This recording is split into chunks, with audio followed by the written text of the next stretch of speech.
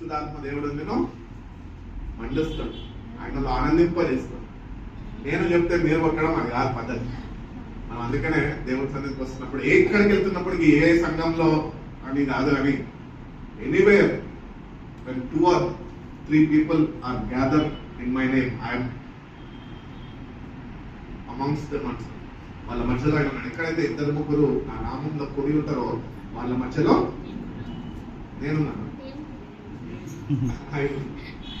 నేను ఇక్కడ ఉంటుంది, ఎక్కడికి పోను, ఇక్కడ ఉంటుంది అని ఆయన ఉన్నాడు అని ఆయనని గుర్తించి మనము ఆనందించడం నేర్చుకోవాలి, హర్షించాలి దేవుడు. When you prepare your self to worship the lord, దేవుడు ఏం చేస్తున్నాడు, తన ఆత్మని నీలో ఉంచి నిన్ను ఉత్తేజపరుస్తుంది, ఆయనలో ఆనందింపజేస్తుంది. ఎక్కడ లేని బలాన్ని, శక్తిని ఆరాధన సమయంలో, పాటలు పాడుతున్న సమయంలో దేవుడు ఏం చేస్తాడంటే ఆయనతో మనల్ని నింపుతాడు. అదే రీతిగా మనము ప్రతిసారి ఎవరు పాట పాడుతున్నప్పటికీ, ఎవరు ఆరాధన నడిపిస్తున్నప్పటికీ we are taking part in that worship. కాబట్టి ఆ వర్షిప్ లీడర్ ఇంపార్టెంట్ కాదు, కానీ ఆ వర్షిప్ లీడర్ ఏ దేవుడిని అయితే ఆరాధిస్తున్నాడో ఆ దేవుడు సన్నిధి మనతో ఉన్నాడనేది మనము గుర్తించాలి. అందుకనే భక్తుడైన పౌలు కూడా అంటాడు కదా, rejoice in the lord always and again say rejoice అంటాడు. ప్రభునందు ఆనందించుడే. మరలా నేను చెప్పుచున్నాను, ప్రభునందు. మనం ఎక్కడ ఆనందిస్తున్నాం? లోకంలో ఆనందిస్తున్నాం.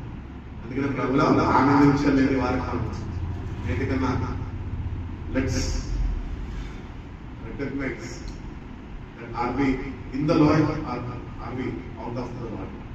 దేవుళ్ళలో ఉంటున్నామా, దేవుడి నుంచి దేవుడు బయట ఉంటున్నామా అని మనని మనం ఒక్కసారి సరి చూసుకునే వాళ్ళు కూడా. ఎంతమంది ఉపవాసాలు ఉంటారు?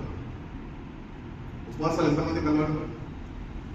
1, 2, 3, 4 అంతేనా? అన్యులు ఉపవాసాలు అంటారు. దేవుడు ఉపవాసాలు, నిజమైన ఉపవాసాల గురించి దేవుడి యొక్క వాక్యంలో మనకి అనేక విషయాలు తెలియపరుస్తూ వస్తాం. నేనైతే దేవుని కృపను బట్టి శుక్ర, శని, ఆదివారాల మధ్యాహ్నం, ఆదివారం మధ్యాహ్నం వరకు ఉపవాసం ఉంటారు. ఉపవాసాలు ఉంటే సరిపోదు, కానీ దైవ ధ్యానంలో ఉంటారు.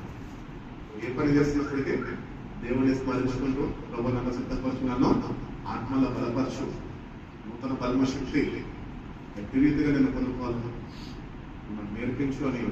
When we concentrate, when we fix our mind for him, మనం మన మనసులో ఆయన ఉంటే కనుక నువ్వు కోరుకున్న ఉపవాస సమయం ఏదైతే ఉంటుందో ఆ ఉపవాస సమయంలో దేవుడు చేసిన కార్యాలని నువ్వు తలపోసుకుంటూ నువ్వు దేవుడిని స్తుతించి ఆయనలో నువ్వు ఆనందించి హర్షించగలుగుతావో దేవుడు ఏం చేస్తాడంటే ఉపవాసాలు ఉన్న బిడ్డలు చూడడు, కానీ ఆయన ఆత్మతో నిన్ను బలపరిచేస్తాడు. ఇంకా నెక్స్ట్ 3 days ఆటోమేటిక్గా మనం ఎట్లా తింటా ఉంటాం. వాళ్ళు మనిషికి 3 పూటలు కాదు, కొంతమంది 4 పూటలు తిరుగుతుంటాం. తినండి, తినద్దని చెప్తాను కానీ, కానీ ఆత్మీయ ఎదుగుదల నీకు నాకు మన జీవితంలో మనకు కావాలి అంటే స్వయాన ప్రభుని నేర్పించాడు. ఆయననే 40 దినాలు ఉపవాసం ఉన్నాడు. 40 దినాలు కొంతమంది మొక్కులాగా వ్యక్తం చేస్తూ ఉంటాం కాదు. వీక్లీ మీ డైలీ బేసిస్ లో, మీ డైలీ లైఫ్ లో ఒక వారం నేను ఎట్లా నేర్చుకుని తెలుసా ఉపవాసము?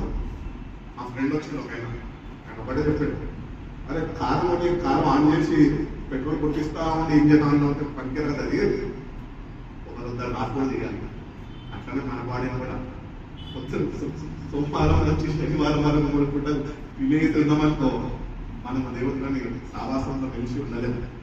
ఉపవాసంలో ఉన్నప్పుడు దేవుడిని సావాసంలో మనం బలపరచబడతాము, పురికొల్పబడతాము, ఆత్మ బలాన్ని పొందుకోగలుగుతాము. You can really experience the presence of God in your life. క్రైస్తవులుగా మనం వచ్చి దేవుని సన్నిధిలో ఆనందిస్తున్నాము, ఆరాధించుకుంటున్నాము, అంతేగాని వీఆర్ నాట్ ఎక్స్పీరియన్సింగ్. ఆయన ఎక్స్పీరియన్స్ చేయలేకపోతున్నాం, అనుభవించలేకపోతున్నాం. ప్రభుని ప్రతిదినం అనుభవించే వారు మనం ఉండాలంటే ఉపవాస ప్రార్థన చాలా ప్రాముఖ్యమైనది. ఉండండి, ఉపవాసం ఉండండి, వీలైనంత దేవుని అడగండి. మనం సిద్ధపరచుకుందావా, శుక్రవారం ఒక్కరోజు వరకు నీ సన్నిధిలో ఉపవాసం ఉండే కృపను నాకు అనుగ్రహించాలి దేవుని అడుగు. నీ అంతటా నువ్వు ఉండలేదు, ఎందుకంటే శరీరం బలహీనత. ఆత్మకి శరీరానికి ఎప్పుడు పోరాటం ఉంటుంది బయట చెప్తుంది. సో నీ ఆత్మ బలపరచబడాలి, ఆత్మీయ పోరాటంలో నువ్వు గెలవాలి అంటే కనుక తప్పక నువ్వైనా కానీ నేనైనా కానీ మన ఎవరైనా కానీ వారంలో తప్పక ఉపవాసం ఉండాలి. కొంతమంది ఒక్క పొద్దు ఉంటారు, మంచిదే. ఒక రోజు మనకి ట్రై చేయండి. ఆ దినం ఒకటే పడింది, వాక్యంలో వాక్యం ధ్యానించి ప్రార్థనలో గడపంటే నువ్వు ఏ పనైనా చేసుకోవచ్చు. పనులు చేయద్దని పుట్టి మందిరానికి వచ్చి మోకరించి బలిపీఠం దగ్గర ఉన్నామని నేను చెప్పాను. నువ్వు ఏదైనా చేసుకోవచ్చు, కానీ నీ మైండ్ ఫోకస్ అంతా దేవుని మీద ఉండాలంటే దేవుని మీద నింపాలి. ఆ దేవుని మీద నింపినప్పుడు దేవుడు మన ఆత్మతో మనము బలపరుస్తాం. ఎందుకంటే మనము శరీరాన్ని దేవునికి అప్పగిస్తున్నాము, దొంగ తీసుకొస్తున్నాము, ఆత్మకి తావు సరళం చేస్తున్నాము. పరిశుద్ధాత్మ దేవుడు వచ్చి బలవంతంగా మళ్ళీ పనిచేయడు నువ్వు ఇష్టపడితే. అందుకనే భక్తులు పాడవాడు శిష్యులు అంటారు కదా, 10 మంది కుష్ఠవ్యాధుల్లో వాళ్ళు యేసుప్రభు దగ్గరికి వచ్చినప్పుడు వాళ్ళు ఏమంటారు, నీకు ఇష్టమైపోయింది నన్ను స్వస్థపరచు. ప్రభు ఏం చేసేటప్పుడు నాకు ఇష్టమే అక్కడ, దానికన్నా ముందు ఏమన్నా చేశాడు, చేయబెట్టాడు, అక్కడే స్వస్థత వచ్చేసింది వాళ్ళు. అది బ్యూటీ దేవుడిలో. నువ్వు నోరి పడగడము ఆలస్యం, దేవుడు కార్యాలు జరిగిస్తుంది. You have to ask God. Fasting ఉండాలి. ఫిలిప్ అన్న చెప్తున్నాడు ఫాస్టింగ్ ఉండమంటున్నాడు కాదు, నీకుండాలి. నేను నా ప్రభు కొరకు, నా ప్రభు సన్నిధిలో ఆత్మలో బలపడడానికి, వాక్యంలో ఎదగడానికి నేను I have a desire to spend time with my lord, spend time with the word of God, spend time in prayer, spend your time in meditation. అది నీకు ఆసక్తి ఉంటే బైబిల్ చెప్తుంది కదా, ఆశపడే ప్రాణాన్ని. శుక్రవారం ఒక్కరోజు నువ్వు పని కట్టుకొని అలవర్చుకో, అలవాటని నువ్వు శుక్రవారం రోజు పొందుకున్న శక్తి నువ్వు వారం మొత్తంలో నువ్వు దేవుడిని నడిపిస్తావు. ఉందాం ప్రభు కొరకు. మనం ఎవరు ఉద్ధరించే వాళ్ళు కాదు. మనం నువ్వు సంపాదించిన నాకేమో, నేను సంపాదించిన ఇండియా, మనం ఏమి చేసినా కూడా we have to do it for the Lord. భక్తులైన పౌలు అంటాడు కదా, నేను ఏమి చేస్తాను, నేను నా ప్రభు కొరకు చేస్తాను. ఉపవాసం ఎవరి కొరకు చేయాలి? మన క్రైస్తవులకు ఒక పెద్ద అనంతమైన దరిద్రం ఉంటుంది. ఏంటంటే అప్పుల బాధ, వివాహాలు కాలేదని బాధ, ఇట్లాంటి సమస్యలన్నీ పెట్టుకొని ఆ సమస్యలను అంతా లిస్టు రాసుకొని ఆ సమస్యల గురించి ఉపవాసం. అది కాదు దేవుడికి కావాల్సింది. చూడండి యెషయా గ్రంథం చూడండి 58వ అధ్యాయం. What is the true fasting? దేవుడు నేర్పిస్తున్నారు ఆ విషయాలు మనకి. 58వ అధ్యాయము 6 నుంచి చదువుతాం.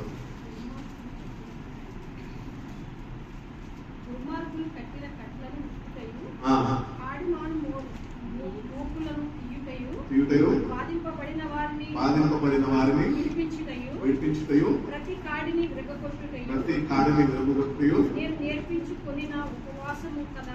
నేర్పించిన ఉపవాసము కదా. ఈ ఆహారము ఆకలి కొనిన వారికి పెట్టుటయు, రక్త సంబంధికి నీ ముఖము తప్పింపకుండుటయు, దిక్కు మాలిన వేదలను నీ ఇంట చేర్చుకొనిటయు, వస్త్రహీనుడు నీకు కనబడినప్పుడు వారికి వస్త్రము ఇచ్చుటయు, ఇదియే కదా నాకు ఇష్టమైన ఉపవాసము. అక్కడ మనం చదువుకున్నది కదా, ఏమంటున్నారంటే ఆకలి కొని వారికి ఆహారం పెట్టుము అంటే ఇంకొక కోణంలో మనం ఆలోచించాలి. ఏంటి తెలుసా, దేవుడు నేర్పిస్తున్నాడు ఏంటంటే ఒక ఆత్మీయ సత్యం. నువ్వు ఉపవాసం ఉండగలగానే ఇతరుల పెట్టగలదు. అర్థమైనా? నువ్వు ఆ రోజు చేసేవాడితో ఇతరులకి పెట్టలేని వాడిగా నీ కనుకొంటున్నావు ఎందుకుంటావు. ఎందుకు దేవుడు నేర్పిస్తున్నాడు అంటే యూ హ్యావ్ టు. ఈరోజు యేసుప్రభు వారు నిన్ను నన్ను పాపలైన మనని ఆయన రక్షించడానికి ఆయన దిగి వచ్చాడు. సన్మానంగా విడిచిపెట్టి దేవునితో సరి సమానంగా ఆయన చూసుకోక ఆయన దిగి వచ్చాడు. ఆయన నేర్పించాడు ఏమంటే ఉపవాసం ఉండాలి. ఎందుకు ఉపవాసం ఉండాలి తెలుసా? ఇటు వారు ఉన్నారు లోకంలో ఆత్మీయ ఆహారం లేక, పోషణ లేక. ఈరోజు మనము 3 పూటలు మంచిగా తింటున్నాము, మనకి ఉంటున్న దేవుడు ఇచ్చిన స్తోమతను బట్టి మనము మంచిగా ఉంటున్నాము. కానీ బయట రోడ్డు మీద ఒకసారి వెళ్ళి మనం గమనించగలిగితే ఎంతోమంది ఆకలితో అల్లాడిపోతున్నారు తెలుసా? వాళ్ళకి నువ్వు పెట్టకపోతే నేను పెట్టకపోతే ఎవరు పెడుతుంది? మరి నువ్వు పెట్టాలంటే నువ్వు ఒకరోజు ఉపవాసం ఉండగలిగితే పెట్టగలుగుతావు. అది గుర్తించాలి. నువ్వు నీ నోరు కట్టుకోగలిగితే ఇతరులని కడుపు నింపగలుగుతావు. మన తల్లిదండ్రులు కూడా పొదుపు చేసారు. రూపాయి ఖర్చు పెట్టి ఎందుకు ఈరోజు మనం ఈ స్థాయిలో వచ్చేదాన్ని. మమ్మీ స్కూల్లో పనిచేస్తున్నప్పుడు టీచర్స్ అందరితో స్టాఫ్ నేను అదే స్కూల్లో చదివిన స్టూడెంట్ గా. మా అమ్మ నాకు టీచరు ఈ స్కూల్లో, ఇంకొక స్కూల్లో చదివినప్పుడు మా డాడీ నాకు ప్రిన్సిపల్. దేవుని దయ వల్ల 3 స్కూళ్ళు నాకు. మీ అందరికి ఒక్క స్కూల్ ఏమో 3 స్కూళ్ళలో చదివిన వ్యక్తి నేను. 3 స్కూళ్ళలో చదివిన వ్యక్తి నేను ఒకటి నేర్చుకున్న ఏంటి తెలుసా, మమ్మీ దగ్గర నుంచి మా నాన్న దగ్గర నుంచి ఏంటంటే ఎవ్రీ రూపీ, ప్రతి ఒక్క రూపాయి వాళ్ళు సంపాదించేది వాళ్ళు కాపాడుకోలేదు. ఎందుకు పిల్లలకి కావాలి, పిల్లలకి ఇవ్వాలి.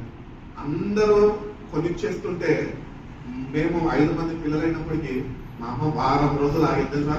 దేనికి తెలుసా, ఒక డజన్ అట్టిపండ్లు ఇంటికి తీసుకురానికి.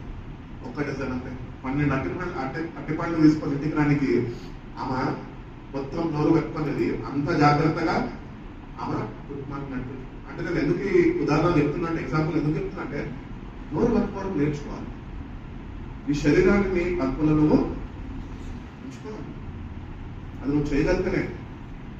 అది నేను నీకు చెప్తే వచ్చేది కాదు, నీ అంతటా నువ్వు నేర్చుకోవాలి. సో వాళ్ళు అటు రీతిగా పొదుపు చేసుకొని, అటు రీతిగా కష్టపడి, అటు రీతిగా రూపాయి కూడబెట్టుకున్నాం. అందుకే దేవుడు ఈరోజు ఈ స్థితిలో వచ్చాడు. నాకు అట్టిపండు పండు చూడగానే మా అమ్మనే గుర్తొస్తాను. అప్పుడు ఎంత తెలుసా డజన్? 6 రూపాయలు. పెట్టలేకపోయినా స్తోమత కాదు, అయినప్పటికీ కూడా God has provided. ఎట్లనో కల పోషించాం. ఉపవాసం ఉండాలి. ఎందుకు ఉండాలి ఉపవాసం అంటే, లేని వారికి దేవుని ప్రేమని మన ద్వారా ఆయన చూపిస్తాడు. ఉపవాసంలో ఉన్నప్పుడు God starts working through you. 3 పూటలు అందరిలో తినేస్తే దేవుడు నీ ద్వారా పనిచేయలేడు. ఎందుకంటే నీకు బద్ధకం ఉంటుంది కదా. మా నాయన కడుపు నిండిపోయింది, ఇప్పుడు కదలలేదు అని వెళ్ళిపోయి మెత్తలాగా మండిపోతాం. ఉపవాసం ఉంటే దేవుడు నీ ద్వారా ఏ కార్యాలు జరిగిస్తాడో స్వయాన నియంత్రణ నువ్వే ఎక్స్పీరియన్స్ చేయగలరు. నాకు అదే రీతిగానే నేర్చుకున్నాను. ఉపవాసం ఉందా, దేవుని కొరకు ఉన్నా, ప్రభువులో ఎదగడానికి మనం ఉపవాసం ఉండాలి. యేసుప్రభువు వారు కూడా రాజ్య సువార్త ప్రారంభించే సమయం వచ్చినప్పుడు 3.5 సంవత్సరాలు ఆయన పరిచర్య ప్రారంభించినప్పుడు 40 దినాలు ఆత్మ తీసుకొని వెళ్ళిపోయింది ఆరంభంలోని. బైబిల్ ఏం చెప్తుంది sir, he was there without food and water 40 days. ఉండగలుగుతామా? సైన్స్ ప్రకారం ఉండొచ్చండి. సైన్సే చెప్తుంది ఉండగలుగుతాడు మనిషి. 4 రోజులు నీళ్లు తాగకుండా కూడా ఉండగలుగుతాడు. పట్టుదల నీ విల్ పవర్ మీద ఆధారపడి ఉంటుంది. ఆ విల్ పవర్ ఎట్లా వస్తుంది తెలుసా, నువ్వు దేవుని మీద ఆడుకున్నప్పుడు వస్తుంది. దేవా నేను ఉండాలనుకుంటున్నాను, నన్ను బలపరచు, నన్ను నూతనపరచు. నువ్వు ఎప్పుడైతే దేవుని సన్నిధిలో when you depend on him, God will make things happen to you. మన ద్వారా దేవుడు పైనుంచి దిగొచ్చేసి కార్యాలు చేయడు. నువ్వు ఆయనకి అనుకూలంగా ఉండగలితే, అంటే త్యాగము నువ్వు చేయగలితే, ఆయననే స్వయాన ఆయన ఆత్మస్వరూపుడు కనుక ఆయన ఆత్మ కార్యాలని నీలో నుంచి జరిగిస్తాడు. నీకు చూపిస్తాడు. నీ అంతటా నీకు సెల్ఫ్ ఎక్స్పీరియన్స్ నేర్పిస్తాడు. సో అందుకని మనము మన జీవితాల్లో ఉపవాసం ఉండడానికి ప్రయత్నిస్తాం. ఎందుకంటే బతకాల్లో ఉన్న వాళ్ళు ఉన్నారు, దిక్కులేని వాళ్ళు ఉన్నారు, వస్త్రాలు లేని వాళ్ళు ఉన్నారు, ఆకలితో ఉన్నారు, ఎంతోమంది పేదలు ఉన్నారు. వాళ్ళందరికీ యేసుప్రభువు ప్రేమని చూపించడానికే ఈ లోకానికి వచ్చాడు. ఒక మాట చెప్పాలంటే, ఇంకొక కోణంలో మనందరం కూడా ఆత్మీయతలో ఎదుగుదల లేనివారు, పేదలమ్మ, ఆకలిగా ఉన్నాం. దేనికి ఆకలిగా ఉన్నాం తెలుసా? ఈరోజు మనము వాక్యం అనే ఆహారం లేక, ఈ వాక్యం అనే ఆహారంని దేవుడు ఇవ్వడానికి వచ్చిన. అందుకని యేసుప్రభువు మత్తయి సువార్తలో అంటారు కదా, మనిషి రొట్టె వల్ల కాదు వాడు బతికేది, కానీ దేవుని నోట నుంచి వచ్చే ప్రతి మాట వల్ల మనం జీవిస్తుంది. నీ వాక్యమే నన్ను బ్రతికించడం అని భక్తులు ఉద్దిగా రాయలే పాట. ఎందుకు తెలుసా? వాళ్ళు అట్టి రీతిగా, అట్టి సమర్పణ కలిగి, అట్టి రీతిగా ప్రభువుల వాళ్ళు ఎదగడం ప్రారంభించారు. We have to grow in the lord. Church కి 365 days సంవత్సరంలో 52 ఆదివారాలు వస్తాయి. 52 ఆదివారాలు లేకపోతే ప్రభువులు ఎదగలేము. 365 days నువ్వు ప్రభుత్వ సావాసంలో ఉన్నప్పుడే నువ్వు ప్రభువులు ఎదగలేవు. కాకపోతే ఒక నామకార్థ క్రైస్తవుడుగా మిగిలిపోతావు. సో ఎవ్రీడే మన వయసు ఎట్టి రీతికి అయితే మీద పడుకుంటుందో, ఎవ్రీడే రోజుకి చిన్నగా అవుతామా, పెద్దగా అవుతామా? పెద్దలేమైతే కదా, ఒకరోజు పెద్ద, ఒకరోజు పెద్ద, ఒకరోజు పెద్ద. అట్లనే నువ్వు ప్రభుత్వం రోజు గడుపుతాను ఆయన ఎదగలదు. అందుకనే అంటున్నాను, వారంలో ఒకరోజు ఉపవాసం ఉండి, దేవా నీ ఆత్మీయ ఆహారం నాకు దయచేసి ఆ వాక్యముతో నన్ను పోషించి బలపరచయ్యా అని మన దేవుడిని అడగగలిగితే కనుక దేవుడు సమృద్ధి అయిన వాక్యాన్ని నీకు అనుగ్రహిస్తాను. నేను ఇక్కడ మినిస్ట్రీలో ఉంటున్నప్పటి నుంచి వాక్యం అంటే నాకు అసలు ఈ పొజిషన్ నాది కాదు, నాకు ఇష్టం కూడా లేదు. నాకు అప్పుడు స్పష్టంగా తెలుగు మాట్లాడిన కూడా ఇప్పుడన్నా కొద్దిగా అనుకూలంగా మీకు అర్థమయ్యేటట్టు మాట్లాడుతున్నాను. అప్పుడు అది కూడా వచ్చేది కాదు నాకు. ఆ టైంలో నేను దేవుడిని ఒకటే అడిగిన, ఏమడిగిన తెలుసా, ప్రభా నాకు మీ దగ్గర నుంచి ఆస్తులతో అంతస్తులతో ఏం వద్దు కానీ నాకు మీ దగ్గర నుంచి సమృద్ధి అయినా మీ జీవవాక్యం కావాలి. అది నన్ను తృప్తిపరిస్తే చాలు నాకు నా జీవితం అంకితం చేస్తుంది. దేవుని ఒకటే అడిగిన, సమృద్ధి అయిన వాక్యం నాకు కావాలి. ఈరోజు నాకు తెలియకుండానే నేను ఎన్నో బైబిల్ వర్సెస్తోని ఎక్కడన్నా కానీ ఏ సమయంలో కానీ వాక్యం పంచుకునే స్థాయిలోనే ఆ స్తోమత దేవుడు నాకు ఇచ్చాను. సందర్భం ముందర ఎక్కడన్నా పోయి వాక్యం చెప్పాలంటే భయం ఉంటుండే, ఏం చెప్పాలో, ఇట్లాంటి వాళ్ళు ఉంటారో, ఎవరు వింటారో అని. ఇప్పుడు ఎవరన్నా కూడా దేవుడు అనుగ్రహిస్తారో కలిగించడమే. సో సమృద్ధి అయిన వాక్యంతో మనం నింపబడాలి. ఆత్మీయ ఎదుగుదల ఎప్పుడు వస్తుంది అంటే వాక్యంతో నింపబడినప్పుడే. యేసుప్రభు వారి దగ్గర కూడా ఆయన కూడా నీలాగా నాలాగా మానవుడిగా భూమి మీద దిగొచ్చాడు కదా. ఆయన దగ్గర కూడా అపవాది అయిన సాతాను వచ్చాడు. అపవాది అయిన సాతాను ఆయన దగ్గరకు వచ్చినప్పుడు వాళ్ళని ఏమంటారు, సంభాషణ ఏం పెట్టుకోలేదు, వాక్యంతో గర్దించాడు. వీళ్ళ వాక్యం ఉంటే అపవాది నీ దగ్గరకు వస్తాడు. వీళ్ళ అపవాది నీ దగ్గర ఎందుకు వస్తా లేదా సార్, వీళ్ళ వాక్యం లేదు కాబట్టి నాకు తెలుసు కాబట్టి నీ దగ్గర రాండి. నువ్వు వాక్యంతో నింపబడు, వాడు ప్రతి నిమిషం నేను వద్దాడు. వాడు ఏం చేస్తాడు సార్, ఏదో ఒక ఆటంకం పెడుతూ నిన్ను సతాయిస్తూ ఉంటాడు. కానీ దేవుని వాక్యం అనే శక్తి ఖడ్గంతోనే నువ్వు వాడిని జయించడం నేర్చుకోవాలి.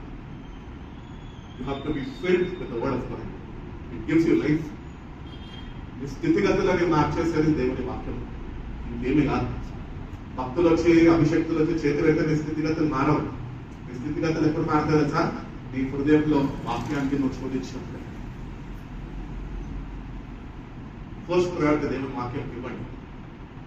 దాని తర్వాత ఏదన్నా ఫ్యామిలీ కానీ పేరెంట్స్ కానీ అంతా సెకండరీ. ఫస్ట్ ప్రయారిటీ ఏంటంటే అది ఎంత వాక్యం ఉండను, వాక్యము దేవుని ఎంత ఉండను, ఆ వాక్యమే దేవుడై ఉండను. వాక్యం కావాలి. వాక్యం ఉంటేనే నీ పునాది నిలబడుతుంది, రాకపోతే అక్కడ కూలిపోతుంది. నేటికన్నా సమయం పోనీయక వాక్యం చేత కట్టబడతాను ప్రభావ, నీ వాక్యం చేత నన్ను కట్టు, నా బలిపీఠాన్ని మళ్ళీ నిలబెడుతు ప్రభావ, నీ కొరకు నేను నిలబడతానని ప్రతిదినము వాక్యము ప్రేమించగలితే, చదవగలితే, దాన్ని ధ్యానించగలితే నీ మనోనేత్రాలు వెలిగింపబడి దేవుని తన ఆత్మతోనే నేను బలపరుస్తుంది. ఇవన్నీ చేయలేకపోతున్నాం కాబట్టి మన భక్తి సాగరంలో మనము కుంటుకుంటూ నడుస్తుంది. ఒకరోజు మంచిగా ఉంటాం, ఒకరోజు ఏడ్చుకుంటూ ఉంటాం, ఒకరోజు బాగాలేకుండా ఉంటాం, ఒకరోజు ఇదంటాం, ఒకరోజు అదంటాం. అన్ని బాధలన్నీ భారాలన్నీ మనమే మోసుకుంటాం. అందుకని వేసుకోవాలి ఏమన్నా, ప్రయాసపడి భారం పోసిన సమస్త జనులారా అన్నాడా, నా జనులారా అన్నాడా, సమస్తం అంటే అందరు. నేను నీకు ఇస్తాను. ఇంకొకటి గారి యోహన్ స్వార్థలు అంటాడు, ఈ లోకం ఇచ్చే శాంతి కాదు కానీ నా శాంతిని నేను నీకు. ఆ శాంతి ఎప్పుడు కలుగుతుంది తెలుసా, నేను వాక్యం ఉన్నప్పుడు. It gives you peace, it gives you harmony, it gives you satisfaction in your life. ఈరోజు చాలా మంది ఎంత పని చేస్తే కూడా వాళ్ళకి సాటిస్ఫాక్షన్ ఉండదు. నేను వాళ్ళ ఎందుకు చాలా బాధపడుతున్నాను, దేవుడు నాకు ఇక్కడ వచ్చినా నాకు బంధనాలు వేయాలి అనుకుంటా. ఎందుకు కదా సార్, ఆడు 3 లక్షలు సంపాదించిన నాకు ఏం లేదు, తృప్తి లేదు. కానీ నేను ఒక రూపాయి సంపాదించకపోయినా నేను తృప్తి కలిగి దేవుడా అనుకుంటూ బతికేస్తాను. ఎందుకంటే వాక్యం అనే విలువ మనకు ఉన్నది, వాక్యం మనలో ఉన్నది.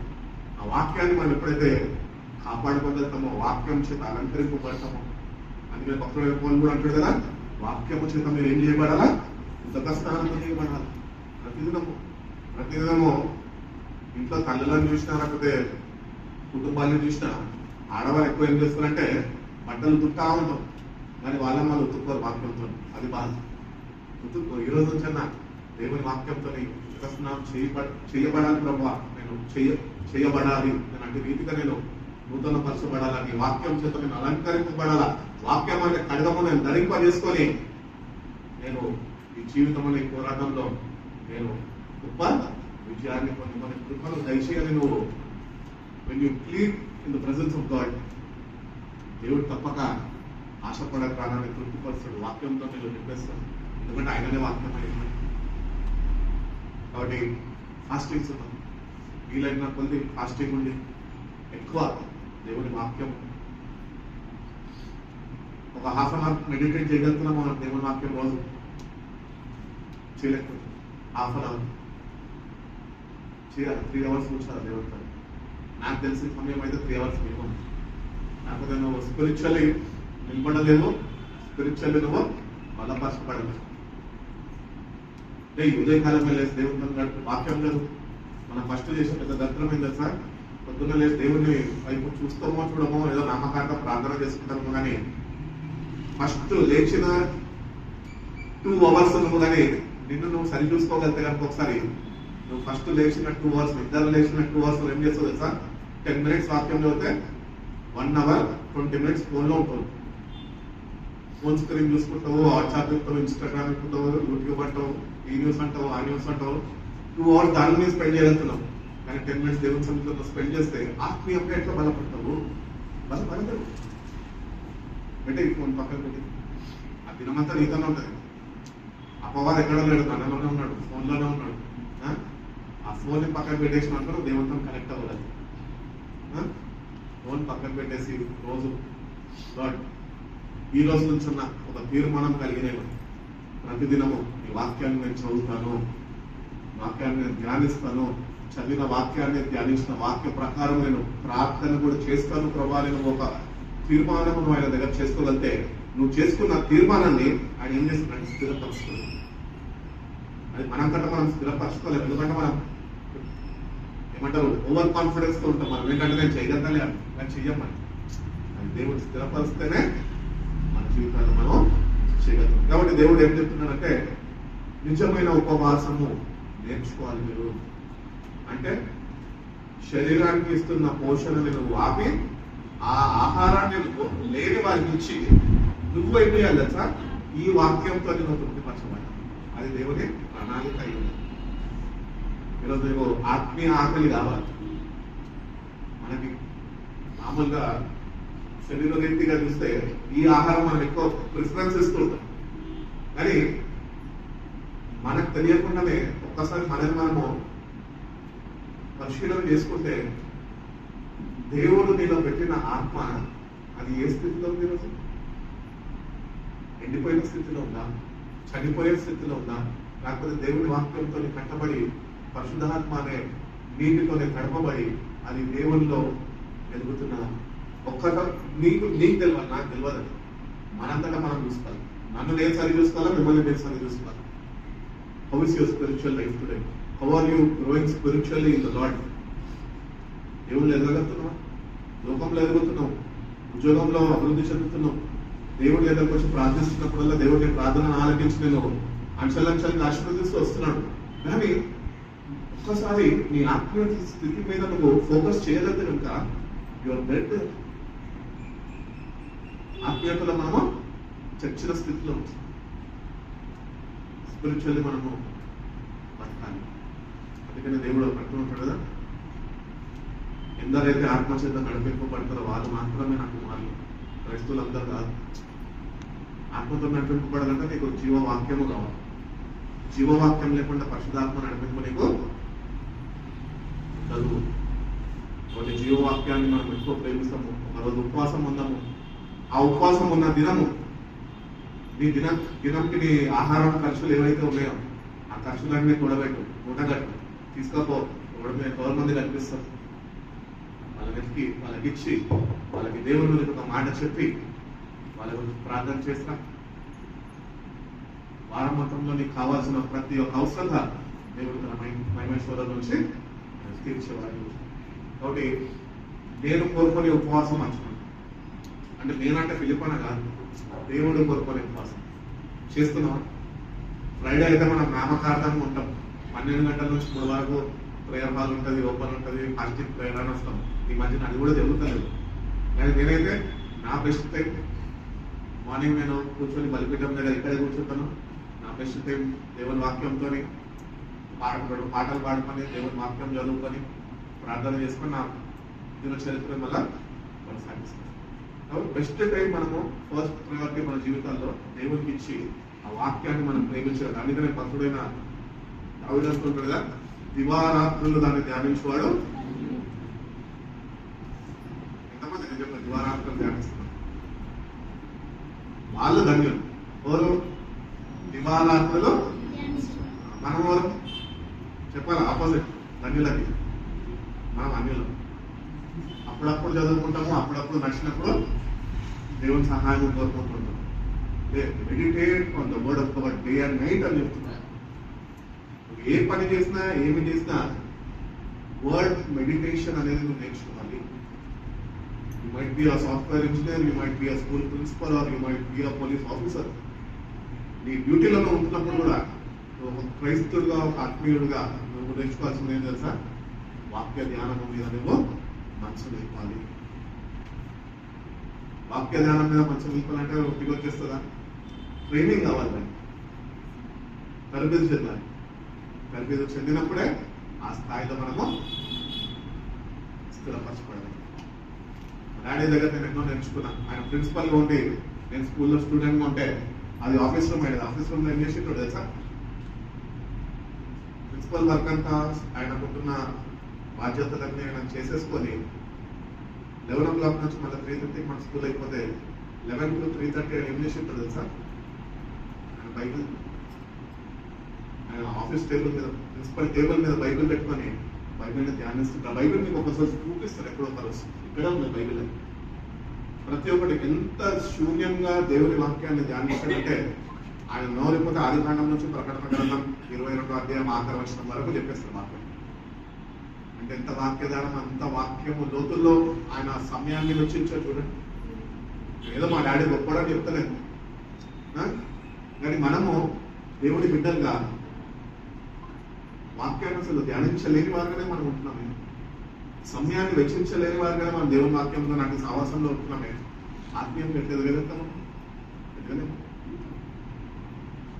ఒకడు లోకం మొత్తం సంపాదించుకుని మన ఆత్మను పోగొట్టుకుంటే వాడికి ఏం ప్రయోజనం?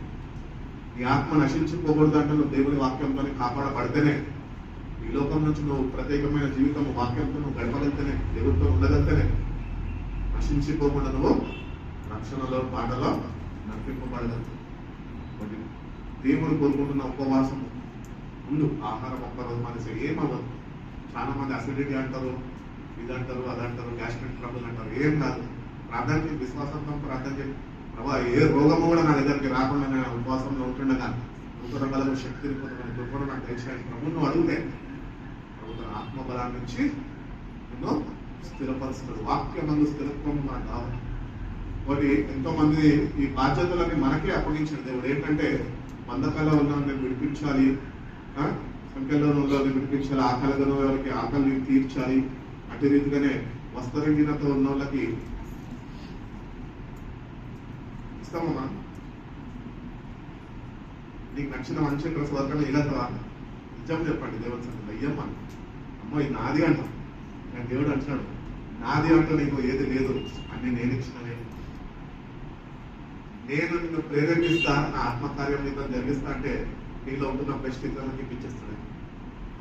నీ బెస్ట్ ఇచ్చేస్తాడు. That is the sacrificial love which God wants to teach each and every one of us. త్యాగం. దేవుడు నీ కొరకు నా కొరకు తన ప్రాణాన్ని త్యాగంగా ఆయన అనిపించేసాడు కనుకనే ఈరోజు విలువైన రక్షణ మనకు అనుగ్రహింపబడ్డది. సాక్రిఫిషియల్ లవ్ అని చెప్తాను ఇంగ్లీష్ బైబిల్. అది నేర్చుకోవాలి. ఎప్పుడు నేర్చుకుంటుంటే వాక్యంలో ఎదిగినప్పుడే, దేవుడు నిన్ను ప్రేరేపించి, దేవుడు ఆయన స్వయాన ఆయన తలంపులతో నేను నింపినప్పుడే ఇతరులకి ఆయన ప్రేమను చూపించగలను. అడుగు దేవుడు, నేను నీలో ఎదుగుతా ప్రభు, నువ్వు నా కొరకు నీ ప్రాణాన్నే దారపోసావే, నిజమైన ఉపవాసం గురించి నువ్వు మాట్లాడుతున్నావే, నేను ఎట్టి రీతిగా నేను సాక్రిఫైస్ చేసుకుని లేని వారిని ఎట్టి రీతిగా నేను శ్రద్ధ వహించి వాళ్ళని నీ వైపు తిప్పాలి, నీలో నడిపించాలి, నీలో వాళ్ళని కూడా రక్షణ బాటలో నా వంతు నేను సహాయం చేస్తాను ప్రభా, నేను కూడా ఆదుకుంటాను, రాజ్య విస్తరణలో నేను కూడా ఒక పాత్రగా ఉంటాను అని దేవుడిని అడగగలిగితే కనుక దేవుడు తప్పక సహాయం చేస్తాడు. అందుకని భక్తులు అంటూ ఉంటారు, ఏమంటారంటే give your best to work, not your husband, not your wife. దేవునికి బెస్ట్ ఏముంది, ఈరోజు దగ్గర ఏముంది బెస్ట్? నీకు అన్నిటికన్నా నీ జీవితంలో నీకుంటున్న విలువైనది ఏది? ఏమో టైం. సరే, బ్యూటిఫుల్, బ్రిలియంట్ ఆన్సర్ ఇచ్చింది చెల్లి. టైం నిజంగా టైం అని ఇష్టం, కానీ ఎంత సమయం వెళ్తుంది ఇవ్వలేని వారు, చెప్పేవారుగా ఉంటున్నాం కానీ కర్తవ్యంలో పెట్టలేని వారుగా. నీ బెస్ట్ నువ్వు ఏదైతే నాది అని ఎక్కువ దాని మీద మనసు నిలుపుతున్నావో అది నీకు నీది కాదు అని గుర్తించు. అది ప్రభు నీకు ఇస్తేనే అది నీది. కాబట్టి దేవుడు ఇచ్చిన సమయంలో దేవుడికి మనం బెస్ట్ టైం ఇవ్వాలి. Best time when you can give it to God and offer him in his presence. నీ ప్రతి ఒక్క అవసరతని తీరుస్తావు. ఎందుకంటే నీ జీవితంలో నువ్వు ప్రాముఖ్యత వర్తించోదా సార్? ఇచ్చేవాడికి ఇష్టం. నీకు అన్ని అనుగ్రహించే వాడికి నీ సమయం ఇచ్చినావు కాబట్టే నీ ప్రతి ఒక్క అవసరతని తన మహిమైశ్వర్యం నుంచైనా తీరుస్తాడు. నువ్వు సమయం ఇవ్వడం నీ కానుకలో నీ దశం భాగం వేస్తే ఆయన అక్కర్లేదు. ఈరోజు దశం భాగం ఇస్తున్నామని అని గొప్ప చెప్తుంటాం. ఎవరికి వాళ్ళ దశం భాగం? హాస్టల్లో కావాలి. హాస్టల్లోకి మీరు ఇచ్చినా ఇవ్వకపోయినా దేవుడు పోషిస్తాడు. కానీ బెస్ట్ పార్ట్ మనం ఏంటంటే మన టైంని యూటిలైజ్ చేసుకున్నాం. అందుకనే భక్తులైన మూల పత్రికలు అంటాడు, సమయాన్ని పోనీయద్దు. ఎందుకు పోనీయద్దు? దినంలో చెడ్డమైనంత. నువ్వు దేవుని దగ్గర సమయమును గడకపోతే నువ్వు దినంలో చెడ్డవాడి, దినంలో గురించి వదిలేసి నువ్వు చెడ్డవాడి అయిపోతావు, ఆడైపోతావు, భ్రష్టుడిగా మారిపోతావు, నామకార్థ క్రైస్తవుడిగా మిగిలిపోతావు. నేను చేసే భక్తినే కరెక్ట్ అనుకుంటావు. అదే రీతిగానే ఒకరోజు ఆఖరికి నువ్వు మోసపోతావు. అందుకనే నీ సమయాన్ని దేవుడికి ఇచ్చి దేవుడి సమయంతో ట్రూ హార్ట్తో Lord I surrender myself to you. నేను కూర్చున్న కొద్ది సమయమైనా కూడా దాంతో హృదయంతో పాపని ఒప్పుకొని when you can dedicate and ఇంకేమంటారు డెడికేట్ నీ టైం నువ్వు డెడికేట్ చేసుకొని నువ్వు సరెండర్ చేసుకోగలితే ఆయన చేతికి అప్పగించుకోగలితే ఆయన వీళ్ళ కార్యాలు చేయడము ప్రారంభిస్తాడు. ఒకటి డెడికేషన్ గవర్నమెంట్ తీర్మానం చేసుకో. మనుషులతో కాదు నువ్వు చేసేది. ఎవరితో చేస్తున్నావు? ఆయనతో చేస్తావు. ఆయనతో నువ్వు తీర్మానం చేసి అది కానీ నువ్వు నిలకడగా నిలబెట్టుకొని రోజు కష్టమైనా నష్టమైనా బాధ అయినా ఏదైనా ఏ పరిస్థితుల్లో నువ్వు ఉంటున్నప్పటికీ నువ్వు కానీ చేసుకున్న తీర్మానం ప్రకారం నువ్వు కానీ ఆయన సన్నిధిలో నువ్వు హాజరవ్వగలిగితే ప్రతిదినము ఆయన నువ్వు ఊహించిన రీతిగా అనుకున్న రీతిగా నీ జీవితంలో అద్భుతాలు చూపిస్తాడు. దేవుని భక్తులు ఎంతోమంది ఒంటరిగా గడిపారు. మోషే 40 దినాలు దేవునితో గడిపాడు పర్వతం మీద. అదే రీతిగా నేను మన జీవితాల్లో కూడా ప్రభుత్వాన్ని ఒంటరిగా గడపడం నేర్చుకోవాలి. అప్పుడే నువ్వు ప్రభు ఎవరో తెలుసుకోగలుగుతావు, ఆయన శక్తిని పొందుకోగలుగుతావు. మందిరానికి వచ్చినంత మాత్రం ఆత్మతో నింపబడుతుంటే ప్రమాదం. అది ఇప్పటికీ కాదు మన వల్ల. సమయం దొరికినప్పుడు తల్లులైనా, స్టూడెంట్స్ అయినా, ఎంప్లాయీస్ అయినా, ఎవరైనా వీడియో పెట్టుకోవాలి. నిజమైన ఉపవాసం చేయి. ఫిలిప్పన్న చెప్పే ఉపవాసం ఉంటుంది, బైబిల్ చెప్పే ఉపవాసం. నువ్వు బైబిల్ చెప్పే ఉపవాసం చేస్తే కనుక నేను వాటర్ పేపర్ మీద రాసేగలుగుతా 3 నెలలు అంటే 90 రోజుల్లో దేవుడి నీ జీవితంలో కార్యం జరిగించకపోతే అప్పుడు తర్వాత నాకు మాట్లాడవచ్చు. నేను ఇదంతా ఎక్స్పీరియన్స్ చేశాను కాబట్టి చెప్తాను. చేద్దాం ఇప్పటి వచ్చిన ఇంకొక చిన్న ఈ వాక్యాన్ని నేను ధ్యానిస్తున్నప్పుడు చిన్నగా వాక్య ధ్యానంలో వచ్చినప్పుడు నాకు వచ్చేదే ఒకటే భాష, ఇంగ్లీష్. అది కూడా ఇప్పుడు మీతో కలిసి తెలుగు వాళ్ళతో అది కూడా మాట్లాడడం అవుతుంది. కానీ ఇంగ్లీష్ అక్కడ ఏమని రాస్తున్నా అంటే we don't pray to inform God, but we pray to involve.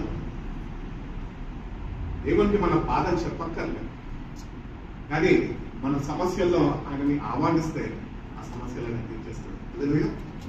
We have to involve God in our ప్రతి ఒక్క పరిస్థితులు కూడా నువ్వు నడిపింపబడుతున్నావు. ఏ పరిస్థితి, నీకెన్నో పర్సనల్ ప్రాబ్లమ్స్ ఉండొచ్చు, నాకెన్నో పర్సనల్ ప్రాబ్లమ్స్ ఉండొచ్చు, కొన్ని చెప్పుకునే బాధలు ఉంటాయి, కొన్ని చెప్పుకొని ఉంటాయి. ఆ చెప్పుకొని బాధల్లో ఒకటి మనం చేయాలి, ఏంటి రహస్యము, ప్రభుని ఇన్వాల్వ్ చేయాలి. ఇన్ఫార్మ్ కాదు, ప్రభు నేను కష్టంలో ఉన్నా, అప్పుల్లో ఉన్నా, బాధల్లో ఉన్నా, వివాహం కాకుండా ఉన్నా, ఉద్యోగం లేకున్నా, ఇది కాదు దేవుడికి రాసింది. Asking to involve in your life. We pray not to inform but we pray to involve. దేవుని ఇన్వాల్వ్ చేయి ప్రతి ఒక్క సిచ్యువేషన్ లో. నువ్వు దేవునికి కానీ ప్రభావం వచ్చి కార్యాన్ని జరిగించు అంటే ఆ కార్యం జరగకపోతే తర్వాత నాతో మాట్లాడు చేద్దాం. ఇప్పటి నుంచన్నా, ఈ రోజు నుంచన్నా, లార్డ్ నేను చేస్తున్న ప్రతి ఒక్క పనిలో I want your involvement in my life. ఇవ్వు దేవుడు. మనుషులకు ఇన్వాల్వ్మెంట్ ఇవ్వకు, వాళ్ళు వస్తారు, ఉన్నదంతా చెడగొట్టి వెళ్ళిపోతారు, నేను గాయపరచబోతారు. కానీ ప్రభు వస్తే నేను స్వస్థపరచడానికి వస్తాను, నీ గాయం కట్టడానికి వస్తాను, నీకుంటున్న లోటుపాటు అన్నింటినీ తీర్చడానికి దగ్గరకు వస్తాను. వాళ్ళు ఇన్వాల్వ్ చేస్తాం మీరు మన జీవితం. సో ఇట్లా వర్క్ మెడిటేషన్ చేసుకుంటున్నా మీకు ఇట్లా కొద్దిమంది ఇంగ్లీష్ వస్తుంది కాబట్టి కొద్దిగా అట్లా రాసుకుంటుంటాం. అది ఏదంటే we don't pray but we inform. We don't inform God but we have to involve God. ప్రార్థన శక్తి మన దగ్గర లేదు, అని ప్రార్థన శక్తి ఆయన ఇస్తేనే మనం ప్రార్థన చేయగలం. అందుకని అంటాడు కదా, పరిశుధాత్మ దేవుడు మన పక్షాన ఏం చేస్తాడంట, సత్య మూర్తులతో మనము ఏమేమి ప్రార్థన చేయాలో మనకు తెలియదు, కానీ ఆయననే మన పక్షాలను ప్రార్థన చేస్తున్నాం. ఇంత గొప్ప దేవుడు అండి. చేస్తున్నాం మీ జీవితంలో నామకార్థ క్రైస్తవులుగా ప్రార్థన చేయరు, వేస్ట్. నేను ఏం రాదని దేవుని ఇన్వాల్వ్ చేయి. దేవుని చెప్పు, ఏమని చెప్పలేదు సార్, ప్రభు నేను ఏమో ప్రార్థన చేయాలి నాకు తెలియదయ్యా, నేర్పించు. నా పక్షాల నుండి నువ్వు నాకు ప్రార్థన నేర్పించు. శిష్యులు అడిగారు ప్రార్థన నేర్పించు. ఏమని నేర్పించాడు? శిష్యులు అడిగినప్పుడు ప్రభు ఏం నేర్పించాడు? పరలోకమందున్న మా తండ్రి నీ నామము మహిమపరచబడును గాక, నీ రాజ్యము నీ చిత్తము పరలోకమందు ఎట్టి రీతిగా ఉన్నదో భూమి యందు అట్టి రీతిగా దాన్ని నెరవేర్చము. You have to learn, ask God and learn how to pray. మన ప్రార్థన చేస్తే దేవుడు అంగీకరిస్తాడు అనుకుంటున్నామా? ఈరోజు నీ ప్రార్థనకి జవాబు రావడానికి కారణం ఏంటి తెలుసా? నువ్వు ప్రభు అడగలేదు, ప్రభుని ఇన్వాల్వ్ చేయలేదు. మీ అంతటా నువ్వే భక్తి పరులాగా ప్రార్థన చేసుకుంటున్నావు. కానీ ఇప్పటి నుంచి నువ్వు చేసే ప్రార్థన ప్రభుని ఇన్వాల్వ్ చేయి. ప్రభు నాకు ఏం ప్రార్థన చేయాలో తెలియదు, కానీ నీ సన్నిధితో వచ్చున్నాను, ఎటువంటి ప్రార్థన చేయాలో నువ్వే స్వయాన నా పక్షాన్ని నాకు నేర్పించి నన్ను బలపరిచేలా ఆత్మతో నింపయా అని అడిగినాం అనుకో, దేవుడు తప్పక నింపుతాడు. బిలి గ్రహం గారు ఉన్నారుగా, బిలి గ్రహం అనే దైవజనుడు అంత ప్రపంచ వ్యాప్తి దేవుని సువార్తను అందించి ఎంతో మంది, లక్షల మందిని, కోట్ల మందిని దేవుని వైపు తిప్పిన వ్యక్తి ఆయన. ఆయన ఎవరు తెలుసా? ఒక వ్యవసాయ కుటుంబంలో నుంచి, వ్యవసాయం చేసుకునే కుటుంబంలో వచ్చిన ఆలుగడ్డలు పండించుకుంటూ వాళ్ళ నాన్న దగ్గర నేర్చుకున్న వ్యక్తి. ఆ వ్యక్తి ఇంత స్వార్థ చేసి ఇన్ని ఖాండాలు తిరిగి అందరికీ రాజస్వార్థ దేవుని వాక్యం, దేవుని ప్రేమ గురించి చాటి చెప్పి ఆయన ప్రతిదినం ఆయన ప్రార్థనలో ఏమని ప్రార్థన చేసేటాడు అంటే కదా సార్, వెళ్ళి మోకరించి ప్రతిదినం ప్రభుకి రిమైండ్ చేసేటాడు అంటే ఏమని రిమైండ్ చేసేటాడు కదా సార్, అయ్యా నేను విగ్రహం పాపినయ్యా, నేను నీ సన్నిధికి వచ్చాను, నన్ను ఎట్టి రీతిగా నువ్వు నడిపిస్తావు, ఎట్టి రీతిగా ప్రార్థనలో నన్ను బలపరుస్తావు, నడిపించాలి, తను తాను అప్పగించుకుంటున్నాడు ప్రతిదినం. You have to recognise that you are a sinner in this world, but a sinner is saved by the grace of God. దేవుడి కృప ద్వారా అమూల్యమైన రక్షణ మనకి అనుగ్రహించు. కాబట్టి ఏమి చేసినప్పటికీ let us dedicate our minds and our hearts, నిజమైన ఏమంటారు సంపూర్ణమైన సమర్పణతోని దేవుడిని చేరుకోగలిగినంత దేవుడు నీ సమర్పణను బట్టి నీలో ఆసక్తిని పొంది ఆయననే నీ జీవితంలో జోక్యము చేసుకొని అద్భుతాలు చూపిస్తాడు. ఎంతమంది దేవుడు అద్భుత కార్యాలు చేయాలని ఆశ అందరికి ఉంటుంది కదా, నాకు ఫస్ట్ ఉంటుంది. ఎందుకంటే లోకాశాలన్నింటి దూరం దోషించిన కానీ ప్రభు కార్యాలు ఆయన జరిగించుకుంటూ నడిపిస్తున్నాడు. We have to have that ఏమంటారు ఆ ఈగర్నెస్ ఉండాలి మనకి. ఏంటంటే దేవుడు ప్రతిదినం ఈరోజు దేవుడు మనకి ఇచ్చాడు, ఈ దినాన్ని ఇచ్చాడు. కానీ ఈ దినంలో నీ ద్వారా దేవుడు ఏం లబ్ధి పొందుకుంటున్నాడు? నువ్వు ప్రతిదినమో దేవుడి దగ్గర ఏదో ఒక లబ్ధి పొందుకుంటున్నావు. ఒక దినం ఆయుష్ పొడిగిస్తున్నాడు ఆయన, కానీ నీ ద్వారా ఆయనకి ఏం ఉపయోగం? ఒకసారి గమనిస్తాం. What you doing for the lord? నువ్వేం చేయట్లేదు. అట్లీస్ట్ ఫాస్టింగ్ ఉండే ప్రార్థన. నేను ఎట్టి రీతిగా నీ రాజ్యం విస్తరణలో నేను వాడబడాలో ప్రభావ, ఎట్టి రీతిగా నన్ను నడిపిస్తావు, ఎట్టి రీతిగా నన్ను బలపరుస్తావు, ఎట్టి రీతిగా నేను ముందుకు కొనసాగాలో నన్ను నేర్పించు ప్రభావ అని అడుగుతున్నాను. నువ్వు అనుకోని రీతిగా అద్భుత రీతిగా నేను నడిపించే దేవుడు అయ్యి ఉన్నాడు అని కదా. వాడు ఇప్పుడు ఫాస్టింగ్ మనం చూసుకున్నాం కదా. సో ఈ రోజు నుంచి అన్న మీ అందరూ నా బిడ్డలు కాబట్టి అడే చెప్పదట, తండ్రి ఆశయాలని బిడ్డలు తీరుస్తారు, లేకపోతే నెరవేరుస్తారు. ఒక అన్నలాగా మీకుంటున్నా కాబట్టి, ఒక ఆత్మీయ తండ్రిలాగా మీకుంటున్నా కాబట్టి నా ఆశయాలు కూడా ఒకటే. మీ దగ్గర చేయట్లేదు సార్, వారంలో ఒకసారి ఉపవాసం పడి దేవుడితో గడపండి. మెడికల్స్ చెప్తున్నా కదా, ఏదో ఒట్టిగా చెప్పేస్తానే. నేను చూస్తున్నా కాబట్టి చెప్తున్నా, అనుభవిస్తున్నా కాబట్టి చెప్తున్నా, అనుభవాలు నాకు ఉన్నాయి కాబట్టి చెప్తున్నా. దేవుడి కార్యాలు మన జీవితంలో అద్భుత రీతిగా అయినా జరిపిస్తాను అంటున్నాడు. కాబట్టి మన సొంత రక్త సంబంధాల వైపు ఆపదలు ఉన్నప్పుడు మనం ఎప్పుడో ముఖము చాటు పెట్టుకోవద్దు, ఆదుకోవాలి. అది దేవుడికి లేదు. మా మమ్మీ కూడా ఎన్నో చెప్తూ ఉంటుంది, వద్దురా రక్త సంబంధులు వాళ్ళు అట్లా మాట్లాడకుండా ఉంటాం, ముఖం ఎందుకు అట్లా ఆపెట్టుకుంటాం, వాళ్ళకి కనిపే మాట్లాడకుండా మాట్లాడమంటాం. పద్ధతి దేవుడు చెప్పిన క్రమం పాటించాలి.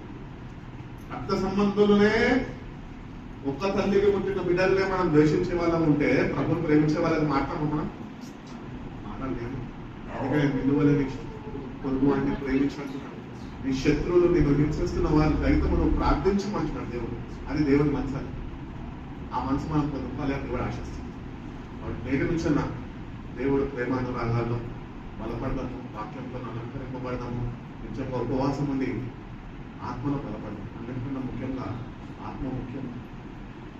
నువ్వు ఎంత సాధించావు, ఎంత పేరు ప్రఖ్యాతలు పొందుకున్నావు ఈ లోకంలో, ఇంత పెద్ద ఇది అని కాదు. నీ ఆత్మస్థితి ఏంటి? చచ్చిపోతే ఎక్కడికి వెళ్ళిపోతున్నా భయం నీకుందా? ఆ గ్రహింపు నీకుందా? ఆ దూరదృష్టి, ముందు దృష్టి నువ్వు ఆలోచించి నడుచుకుంటున్నావు? దేవుడికి తెలిసినండి అంటే సరిపోదు. దేవుడికి తెలిసి నువ్వు ఎట్టున్నావు. నువ్వు చనిపోతే నీ ఆఖరి తుది శ్వాస నువ్వు విడిస్తే నువ్వు కళ్ళు మళ్ళీ ఎక్కడిపోతావు కూడా దేవుడికి తెలుసు. ఈ రోజు కూడా, నేటికి ఈ సెకండ్ కూడా తెలుసు.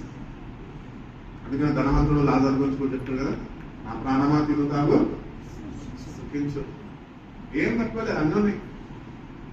కానీ ధనవంతుడు మంచిగా అనుభవిస్తూ, మంచిగా ద్రాక్షారసంతో మునిగి తేలుతూ బాగానే ఉన్నాడు. కానీ రానే రోజు వచ్చింది, సమయం అయిపోయింది. ఆయన కళ్ళు ఎక్కడ తెస్తాడు? మన తమ్ముడు తెలుసు. ఊహించుంటాడు, మనలాగానే ఊహించుంటాడు ఆయన కూడా. మన పరిస్థితి కూడా ఆత్మీయతలను ఎదగకపోతే, దేవుళ్ళను ఎదగకపోతే, క్రైస్తవులు ఉంది కదా నేను చచ్చిపోతే పరలోకాలను వెళ్ళిపోతాను అట్టి బ్రతకక అంటే భ్రమలను ఉండిపోతే కనుక ధనవంతునికి పట్టిన గతే నీకు నాకు కూడా పడుతుంది. పేదల ఆధారం అవుతుంది. అది కూడా ఒక బ్యూటీ తెలుసు. లైఫ్ అట్లా కూడా బతకాలి. అన్ని ఉన్నప్పుడు అన్ని అనుభవించేసి నేను కాబట్టి ఎట్లున్నా కూడా కాదు. అన్ని ఉండి కూడా ఏమీ లేని వాడిగా బతికి నిరూపించుకోవాలి. నేను దేవుడు ఇస్తాడు, అన్ని ఇస్తాడు. దేవుడు నీ కొరకే కదా. దేవుడిని ప్రేమించే వారికి, ఆయన సంకల్పం చొప్పున పిలువబడిన వారికి అన్నింటినీ సమకూర్చి మేలుకై జరిగిస్తాడు. మనం ఏం చేస్తాం తెలుసా? స్పిరిచువల్ ప్రైడ్ అంటే ఏమంటుందంటే తెలుగులో ఆత్మీయ గర్వము, అహంకారము వచ్చేస్తుంది. అప్పుడు ఏమనుకుంటాం, నేను కాబట్టి ఈరోజు ఈ స్థితిలో ఉన్నా, నేను కాబట్టి ఎంతున్నాను అనుకుంటాం కదా. అక్కడే మీ డౌట్ పదనం స్టార్ట్ అవుతుంది. అందుకనే దేవుడు ఎంత నేను ఆశీర్వదిస్తున్నప్పటికీ నువ్వంతా ఆయన సన్నిధిలో, ఆయన రెక్కల కింద అణిగిపోవాలి. ఎంత అణిగిపోతామో అంత ఎక్కువ దేవుడు. నువ్వు గుర్తింపు పొందడం కాదు కానీ నీ ద్వారా ప్రభుని గుర్తించేవాడిగా జీవితాన్ని మారుస్తాం అనేకులు. దేవుని సన్నిధికి మన జీవితాన్ని మనం అప్పగించుకొని, నువ్వు నా జీవితం ద్వారా నీ కార్యాలను జరిగించుకోవాలి. నిజమైన ఉపవాసం నేను చేస్తాను, లేని వారికి నేను ఆదుకుంటాను, నీ ప్రేమని నేను చాటి చెప్తాను. అని చెప్పేసి దేవుడికి మిమ్మల్ని మీ జీవితంలో ఆ కొడుకుకి ప్రాధాన్యతను ఇవ్వగలిగితే కనుక what will really start working in our lives. But నేర్పించిన let us involve not inform God, involve చేస్తాం ప్రతి ఒక్క విషయం. Any decision you make, it is not between you and your wife, your husband, your family. అది కాదు. ఆ involvement లో మమ్మీతో మాట్లాడుతున్నా, డాడీతో మాట్లాడుతున్నా, భార్యతో మాట్లాడుతున్నా, భర్తతో మాట్లాడుతున్నా, పిల్లలతో మాట్లాడుతున్నా, ఈ సంభాషణ మొత్తంలో ఎవరు ఉండాలా? ప్రభు ఉండాలి. అప్పుడే అందరికీ మేలండి. అది నీ సొంతంగా నేను కాబట్టి ఇట్లా చెప్తున్నా, నా మాట వినండి అనుకో, నువ్వు అనుకున్నావని పట్టణం అయిపోతుంది. అవో పనులు నువ్వు అనుకున్న పనులు అవ్వాలి అంటే ప్రతి దానిలో నువ్వు ప్రభుని ఇన్వాల్వ్ చేస్తేనే దేవుడు కార్యాలని ఆయన జరిపిస్తాను అని జరిగిస్తాను. అటు రీతిగా మనం చూసుకున్నట్టుగా సంఘంలో బలహీనులు ఉన్నారు, సంఘంలో బలవంతులు ఉన్నారు. అంటే కండలు పెంచుకొని బాడీ బిల్డ్ చేసుకొని కాదు, ఆత్మీయత బలం. ఆత్మీయతలో బలవంతులు, ఆత్మీయతలో బలహీనులు. నువ్వు ఏ కేటగిరీలో ఉన్నావు ఈరోజు? ఆత్మీయం ఎదిగినవా? అటు ఆహారం రోజు ప్రభు దగ్గర నుంచి పొందుకొని, అటు ఆత్మ సహాయము, అటు ఆత్మ శక్తిని నువ్వు పొందుకొని నడిపింపబడుతున్నావు. There are 2 kinds of categories అని బైబిల్ చెప్తుంది. ఏమని చెప్తారు? రోమియోలు రాసిన పత్రిక 14వ అధ్యాయంలో ఒక మాట ఉంటుంది చూడండి. 2 kinds of categories అక్కడ చూపిస్తాడు దేవుడు.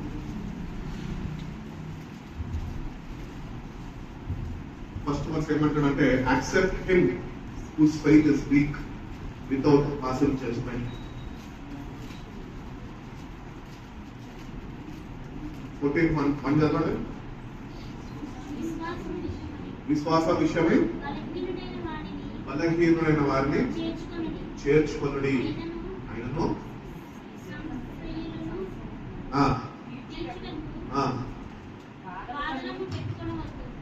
వాదంలో పెట్టుకోవద్దు. కాబట్టి you have to church case నడిపింపబడాలి. తెలుసా? ప్రభు చెప్పిన వాక్య ప్రకారము సంఘముగా సమాజముగా ఉండడము మానకుడి అన్నాడు. ఈరోజు మనం ఎందుకు గ్యాదరింగ్ తెలుసు? ఇక్కడికి ఆత్మీయ ఆహారాన్ని మనం పంచుకొని, ఆత్మ బలాన్ని మనం పొందుకొని, మనం నింపబడి నడిపింపబడడానికి వచ్చినాం. కాబట్టి కొంతమంది విశ్వాసంలో ఏమంటారు? బలహీనులు ఉన్నారు. ఎందుకు వాళ్ళు విశ్వాసంలో బలహీనతలు ఉన్నారు అంటే, వాళ్ళకి సరైన దేవుని వాక్య ధ్యానము, దేవునితో సావాసం లేక వాళ్ళ విశ్వాసంలో బలహీనులు. మరి సంఘానికి వచ్చి సంఘ నాయకులు కానీ, సంఘంలో ఉంటున్న పెద్దవాళ్ళు కానీ, వాక్యం బోధిస్తున్న సేవకులు కానీ, వాళ్ళు ఏంటంటే వాళ్ళకి దేవుడిచ్చిన విశ్వాసంలో వాళ్ళు బలపరచబడ్డారు. దేని ద్వారా బలపరచబడ్డారు అంటే వాక్యము ద్వారా. ఈరోజు నేను మీ ముందు నిల్చొని వాక్యం చెప్పగలుగుతున్నా అంటే నా గొప్పతనం ఏం లేదు, దేవుడి వాక్యంలో ఉన్న శక్తి. అంటే it is the power and it is the will of God. అందుకే దేవుని దగ్గరకు వచ్చినప్పుడు we are weak and we are strong. 2 categories of people. నీ విశ్వాసంలో నువ్వు ఎట్లున్నావు ఈరోజు? నీ విశ్వాసము రోజు రోజుకి దినదినము అభివృద్ధి పరచబడుతున్నావు. నీ విశ్వాసంలో స్థిరుడుగా నిలబడగలుగుతున్నావు. భక్తులైన పోవాలనుకుంటాడు తన ప్రియ కుమారుడైన తిమ్మతితోని, బిడ్డ బాగానే ఉన్నావు, నిల్చున్నాను, నేను మంచిగా ఉన్నాను, ఏం కాలేదు, నేను మంచి పరిశుద్ధంగా మెయింటైన్ చేస్తున్నాను. పడిపోతామేమో జాగ్రత్త. మనం పడిపోతాం. ఎందుకంటే లోకము ఆకర్షణ మనం ఏం చేస్తుందంటే, ఎంత వాక్యంలో ఎదిగినప్పటికీ కూడా 1 నిమిషం చాలు, వాడికి 1 మైన్యూట్ సెకండ్ చాలు నేను పాడేనికి అపవాదాలు. అంటే మనం ఎంత జాగ్రత్తగా ఉండాలి, ఎంత వాక్యం కలిగి ఉండాలి, ఎంత ప్రభు సావాసంలో నిలిచి ఉండాలి. ఇవన్నీ చేయకుండా మనం చేసేదే భక్తి అనుకుని గుడ్డుకు వెళ్ళిపోతుంటే ఒకరు మనమే నష్టపోతుంది. కాబట్టి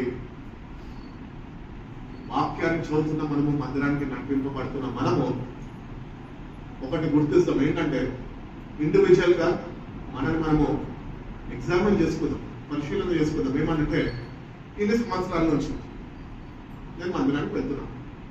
ఫిలిపన్లో ఉన్నాడు కాబట్టి ఇక్కడ మందిరంకి వెళ్తున్నాను. ఇప్పుడు జాషువా తమ్ముడు వచ్చేసి నా దగ్గరికి 14 years అయిపోయిందా? 14 years. నేను ఇప్పుడు జాషువాని చూసి నేనేం మాట్లాడలేను, కానీ ఆయన కథ ఎట్లా తెలియాలి. ఏంటంటే నేను ఇక్కడికి వచ్చి 14 సంవత్సరాలు పరిచయంలో వాడబడుతూ నేను విశ్వాసంలో అభివృద్ధి పడి విశ్వాసంలో నిలకడగా ఉన్నానా లేదా అని ఆయనకి తెలియదు. నేను అందరి దగ్గర నుంచి ఒకటే ఆశిస్తాను, ఏంటో సార్, విశ్వాసంలో స్థిరులై ఉండండి. విశ్వాసంలో స్థిరత్వము పొందాలి అంటే నీకు వాక్య ధ్యానం కంపల్సరీ కావాలి. ప్రతిదినము వాక్యాన్ని నువ్వు ప్రేమించాలి. దేవుని ప్రేమించేవాడు తన ఆజ్ఞానాన్ని గైకొంచడం వాక్యం చదివిస్తుంది. కాబట్టి దేవుని వాక్యం మనకు అనుగ్రహించున్నాడు. ఈరోజు బైబిల్ మన చేతుల్లో ఉన్నది, అవునా? ఎంతమంది ప్రాణ త్యాగాలు ఉన్నాయి కదా, దాని వెనకాల ఉన్నాయి తెలుసా? ఈరోజు మనం కొనేసుకుంటాం, నచ్చిన బైబిల్ కొనుక్కుంటాము, మంచిగా చేతిలో పట్టుకుంటే బాగుంటుంది చేతిలో అని అట్లా ఆలోచిస్తాం. అంతేగాని many people who sacrifice their lives to bring this word of God to you and me. నీ కొరకు నా కొరకు ఈ వాక్యం అందింపబడ్డదంటే ప్రభుత్వం కార్చిన వంతు ఒకటైతే, లోక మానవత్వం కొరకు మానవాళ్ళందరూ కొరకు ఆయన కార్చిన వంతు అయితే, ఈ వాక్యము నీకు చేరడానికి కొన్ని వేల ఆత్మలు వాళ్ళ జీవితాలు త్యాగము చేస్తేనే ఈ వాక్యం నిర్వహించేస్తుంది. ఆ వాక్యం ఒక విలువ నీకు తెలుస్తున్న వాక్యాన్ని విడిచిపెట్టు. ఈ వాక్యం విలువ లేదు కాబట్టి బైబిల్లో చదవడమో నిర్లక్ష్యం చేస్తుంది. There are many people who sacrifice and poured out their lives to bring the word of God to us because it gives life. ఒక్కటి చనిపోతే 10 మంది బతుకుతారు కదా వాక్యంతో. వాక్యంలో ఉన్న శక్తి అది. ఫిలిపాన్ ఒక్కడే చనిపోయిన అనుకో, ఫిలిపాన్ ఇంకా 10 మంది వాక్యం ద్వారా జీవించే వాళ్ళు లేస్తారు అన్న విశ్వాసం నాకుంది. కాబట్టి దేవుని వాక్యం ఇవ్వాల్సిన ప్రాధాన్యత విశ్వాసంలో ఎట్లా నిలబడాలో అట్లా నిలబడతాం. ప్రతిదినము విశ్వాసం. భక్తుడైన పౌలు అంటూ ఉంటాడు కదా, నేను మంచి పోరాటము పోరాడను, నా పనులు నేను కలుగుతుంటాను విశ్వాసాన్ని నేను. What is faith? ఈ ఒక ప్రశ్న అడిగి నేను ముగించేస్తాను. ఫెయిత్ అంటే ఏంటి? What is faith? ఇంగ్లీష్ వస్తుందా, తెలుగు వస్తుందా? విశ్వాసం అంటే ఏంటి? What is faith?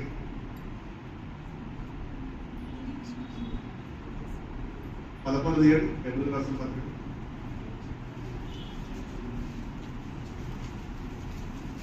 అధ్యాయం కదా, మొదటి వాక్యం కదా. విశ్వాసం అనగా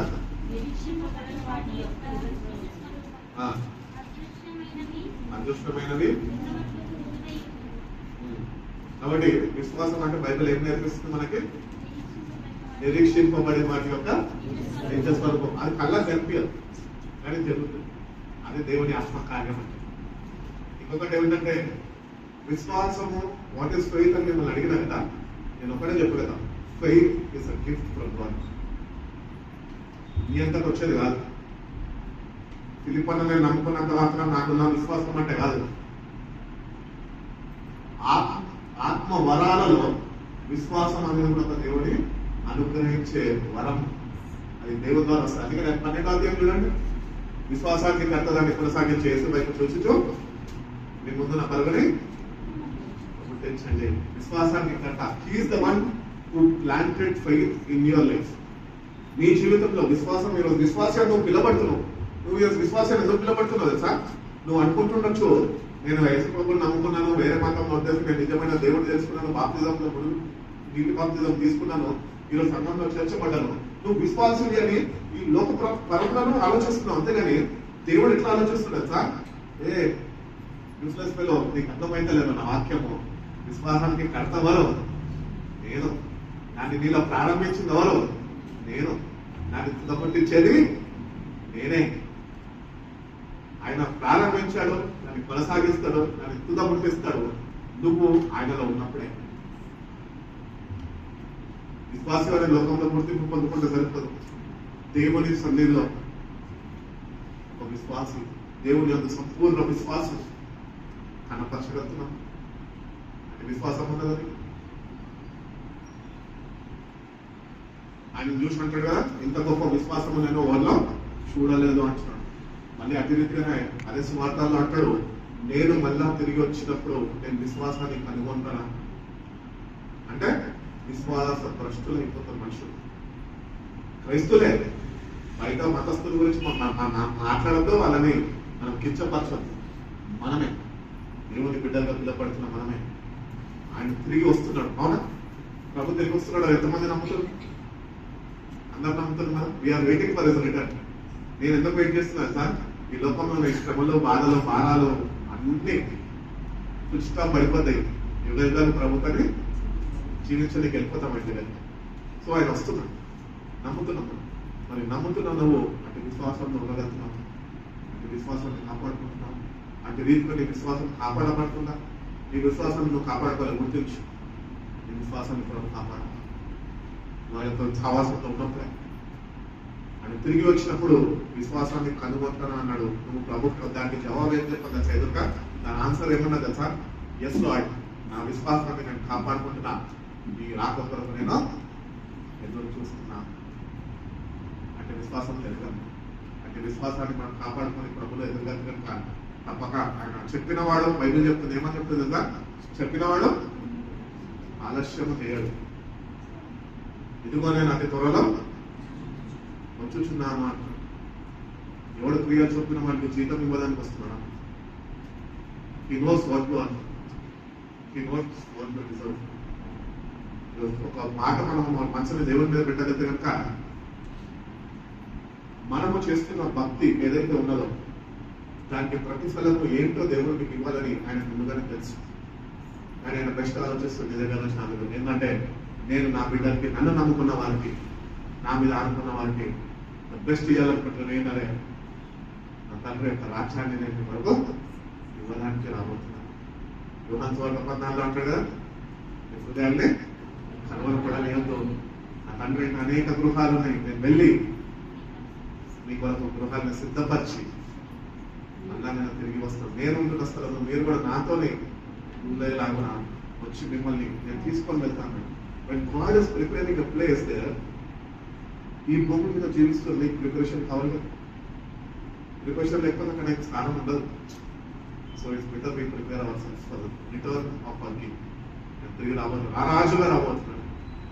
మరి రాజుని ఎదుర్కోవాలంటే అంటే రీతిగా సిద్ధపాటు ఉండాలి, అంటే రీతిగా ఆత్మీయ అలంకరణ మనకు కావాలి. వాక్యము చేత అలంకరణ చేయబడాలి. అప్పుడే నువ్వు ఆ రాజుని ఎదుర్కోవాలి అని నేను భక్తులు అంటున్నాడు.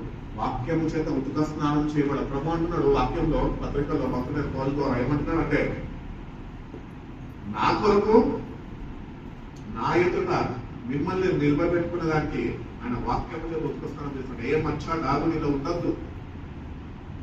ఈరోజు ఒక వైట్ పేపర్ తీసుకుంటే ఏం కనిపిస్తుంది? వైట్ పేపర్ కదా ఏం కనిపిదా? వైట్ కనిపిస్తుంది అన్నమాట. వైట్ కనిపిస్తుంది. అట్లానే దేవుడు మనం ఉండాలని కోరుకుంటున్నాడు. అదే వైట్ పేపర్ మీద ఒక చిన్న డాట్ పెడితే ఏం కనిపిస్తుంది? ఫస్ట్ చూడగానే అది చూడద్దని ప్రభు మన దగ్గర నుంచి ఆశపడుతున్నా. అంటే ఆయన రక్తం చెందించి నొప్పికే కాదు, ఆ చుక్క కూడా నీ దగ్గర ఉండకూడదని ఆయన కోరుకున్నాడు. అంత పవిత్రమైన జీవితంలో జీవించగలిగితేనే, అంటే రీతిగా మనము మన జీవితాన్ని ఆయన సమర్పించుకోగలిగితేనే మనలో ఉంటున్న ప్రతి ఒక్కటి ఆయనకి అసహ్యమైనవి, పాపము కానీ ఏదన్నా కానీ అన్నీ మనం తొలగించుకొని కాసిన రక్తం చేత ఉత్క స్నానం చేయబడి వైట్ పేపర్ లాగా నువ్వు తయారవుతేనే మధ్యాకాశంలో ప్రభావం కలుసుకోవాలి. పొరపాటున నీ వైట్ పేపర్ మీద, నీ బతుకోనే వైట్ పేపర్ మీద ఒక చిన్న డాట్ ఉంది అనుకో, విడబడుతుంది. జాగ్రత్త. ఫిలిప్ అనే డాట్ పెట్టలేదు, నా వైట్ పేపర్ మీద నువ్వు డాట్ పెట్టదు. కాపాడు వైట్ పేపర్. ఎందుకంటే ప్రభు మనకి రివార్డులు ఇవ్వబోతున్నాడు. లోకంలో అందరూ అవార్డుల కోసం చూస్తూ ఉంటాం, కానీ దేవుడు మనకేం చెప్తుంది కదా, శుభప్రదమైన దీక్షలతోనే నేను నీకు రివార్డు ఇవ్వబోతున్నాను. అవార్డ్స్ ఇక్కడ భూ సంబంధమైనవి, కానీ పర సంబంధం అనేది ఏం తెలుసా? రివార్డ్స్. అక్కడ రాజ్యం అంటే ప్రభు దగ్గరకు వచ్చిన మనం let us see how we are in our faith. మన విశ్వాసంలో మనం బలపరచబడుతున్నామా? మన కొంత విశ్వాస హీనులుగా మార్చబడిపోతున్నామా? చాలా మంది సంఘానికి వచ్చి సంఘ సావాసంలో ఉంటున్న విశ్వాసాన్ని కూడా కోల్పోయే పరిస్థితులు లేకపోలేదు. అటు వారితో కూడా దూరం ఉందని నేను చెప్పాను, కానీ అటు వారిని కూడా వల్ల స్థిరపరచమని, వాళ్ళని మీ వంతు సహాయం, మీ వంతు ప్రోత్సాహంతోని వాళ్ళని కూడా మళ్ళా విశ్వాసంలో నిలకడగా మనం పెట్టే బాధ్యత దేవుడు మనకి ఇచ్చుకున్నాడు. అందరినీ చేర తీసుకున్నాడు ప్రభు, అందరినీ చేర తీసుకున్నాడు కదా. ఓనన్నా నాకు ఇష్టం లేదు తోసేస్తాడు, మనమంది పక్కన వాళ్ళకి ఇష్టపడలేకపోయినప్పుడు తోసేస్తాం. మళ్ళీ ప్రభు ప్రేమ లేక ప్రియ తొవ్వని దూరం ప్రియ అందరికి చేర తీసుకున్నాడు. అందరినీ చేర తీసుకుంటే ఒక సామెత ఉంటుంది కదా, అందరూ బాగుండాలా అందులో అమ్మా ఇంత మంచిగా చెప్తారమ్మా. కాబట్టి దేవుని దగ్గరికి వస్తే మనము దేవుడు మనతో ఉంటే మన చుట్టుపక్కల ఉన్నందరూ దేవుడిని అనుభవించగలుగుతాం. అదే అందరితో మనం ఉండి దేవుడు మనతో లేకపోతే ఒక పెద్ద దురాత్మ వాళ్ళు చూస్తారు. గుర్తించి ఈరోజు కానీ నేను తక్కువ ఎట్లున్నది ఎట్లున్నావు, ఇట్లా విశ్వాసం అనిపించబడుతున్నాం, విశ్వాసాన్ని కాపాడుకుంటున్నాం, దేవునికి అప్పగించు. ఎందుకంటే విశ్వాసం ప్రారంభించిన మీరు బాప్తిజం తీసుకున్నావు, నీకు దేవుని ఎందుకు విశ్వాసం ఉంది. ఆ విశ్వాసం మీ తల్లి దగ్గర నుంచి వచ్చింది కాదు, మీ తండ్రి నీకు నేర్పించింది కాదు, దేవుడు స్వయాన నీలో ప్రారంభించింది. దాన్ని ప్రతిపట్టిస్తాడు ఆయననే అని చెప్పి నువ్వు జీవించిన కాలం నువ్వు కానీ ఆయన వైపు చూడగలితే నేను విశ్వాసాన్ని ప్రారంభించాడు, దాన్ని కొనసాగిస్తాడు, దాన్ని తులపెట్టిస్తాడు, తండ్రి యొక్క రాజ్యంలోనికి నిన్ను చేర్చుకుంటాడు. కాబట్టి ఫెయిత్ ని కాపాడుకోండి. ఫెయిత్ కాపాడబడాలంటే ఏం కావాలి? వాక్యం కావాలి. మనుషుల మాట మీద మనం ఎంతో నమ్మకం ఉంచుకుంటాం, కానీ దేవుడి మాట మీద నమ్మకం అంత ఉంచాం. ఎందుకంటే దేవుడు అంటే అంత సావాసం లేదు. కానీ నేటి నుంచి ఫుల్ బ్లైండ్ ఫెయిత్, గుడ్డి విశ్వాసం. ఒక సేవకుడు అంటాడు ఒక గ్రామంలో. ఆ సేవకురానికి ఒకటే ఒక చీర ఉంటుంటుందంట కట్టుకొని, ఒకటే చీర. సేవకుడితో పోయి గ్రామాల్లో పరిచయం చేసి ఇంటికి వచ్చినాక మీద ఏమంటారు టవల్ ఏదో కట్టుకొని ఆ మురికైపోయిన తెల్ల చీరని అక్కడ ఉతికి ఆరేసుకొని మళ్ళీ రేపటి దినాన మళ్ళీ పరిచయం ఎక్కువాలి కదా అని ఆరేసుకుని ఉండేదంట. ఒకరోజు సేవకుడు నా పేదరికంతో తన భార్య ఏం చేసిందంటే ఇట్లానే చూస్తుంటే కొన్ని దినాలు గడిచిపోయినాయి, కొన్ని సంవత్సరాలు గడిచిపోతున్నాయి. ఆ ఒక్క చీర మీదనే పరిచయం నడిపిస్తుంది. ఏదో పొరపాటు జరిగి ఎక్కడో కొద్దిగా చిన్నిగితే ఏమంటే నా చీర చిరిగిపోయింది అని సేవకుని అడగలేదంట. కానీ ప్రభు దగ్గర ఒక్కొక్కరికి ఒకటే ప్రార్థన చేసిందంటే ఏంటి తెలుసా, ప్రభు మా స్థితి నీకు తెలుసు, నీ పనిలో మేము ఉంటున్నాం కాబట్టి మా ఆయనైతే నేను అడిగాను బాధ పెట్టాను, కానీ నేను నీకు చెప్తున్నా ప్రభు అంటే అద్భుత రీతిగా ఆమె ప్రార్థన చేసుకుని ముగించుకొని ఆమె ఇంటి వాకిలు బయటకు రానే వచ్చారంట సంఘస్థులు తీసుకొని వచ్చి 5 జతల చీరలు ఇచ్చిపోయి. ఇంటి రీతిగా దేవుడు అద్భుతాలు చేపిస్తాడు. అడుగు ఏది కావాలన్నా దేవుడు చిన్న పిన్నెస్ కావాలా నీకు నీ జీవితంలో ప్రభుని అడుగు. మమ్మీని అడగద్దు, డాడీని అడగద్దు. ఎప్పటి వరకు అడగాలి మమ్మీ డాడీని చెప్పు? 18 years వరకే. అమెరికా దేశంలో ఒక పద్ధతి పాటిస్తారు, ఒక చట్టం ఏంటి తెలుసా, ధారావాహంగా పెంచుతారు, అన్ని లావిష్ లివింగ్ ఇస్తారు. ఎప్పటి వరకు తెలుసా? Only 18 years. 18 years అయినా రాను పో అని చెప్పి నువ్వు బయటకు వెళ్ళబడ్డారు. వాడి కాళ్ళ మీద వాడిని నిలబడాలా, వాడి జీవితాన్ని వాడు కట్టుకోవాలా. అయ్యాప సంపాదించిన ఆస్తులు ఏమే అక్కడికి అన్ని వాడికే, కానీ వాడికి నేర్పించడానికి బయటకు పంపించేస్తారు. వాడు 18 years లో వెళ్ళి నిల్చొని నేర్చుకున్నప్పుడు 21 years వచ్చేటప్పటికి వాడి ఫౌండేషన్స్ వాడు వేసుకుంటారు. అంతేకాదు మన జీవితాల్లో కూడా ఓడో చెప్పడం మందిరానికి వచ్చి మనం కాదు, వస్తున్న నువ్వు నీ ఫౌండేషన్ నీ జీవితం వాక్యం మీద కట్టుకుంటున్నావు, వాక్యం చేత స్థిరపరచబడుతుంది. అప్పుడు నీ విశ్వాసం కాపాడబడుతుంది.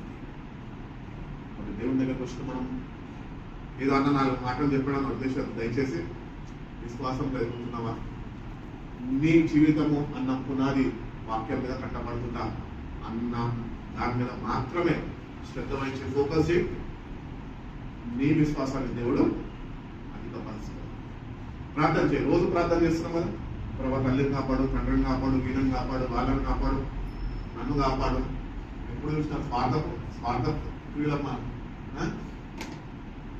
చేయి. ప్రార్థన ఏమని చేయలేదు సార్, ప్రభా నాకు ఇచ్చిన రక్షణ, నాకు నువ్వు ఇచ్చిన విశ్వాసం నీ యందు అది పెంపొందించయ్యా, నా విశ్వాసం అభివృద్ధిలో నడిపించయ్యా, విశ్వాసంతో నేను స్థిరుడుగా ఉండే కృపను స్థిరపరిచయ్యా, నేను కదల్చబడక భయపడక అదిరిపోక నేను చూసి విశ్వాసంలో నీకడగా ఎట్టి రీతిగా నేను నా జీవితాన్ని నేను నడిపించబడాలి, నువ్వు నాకు నేర్పించాలి.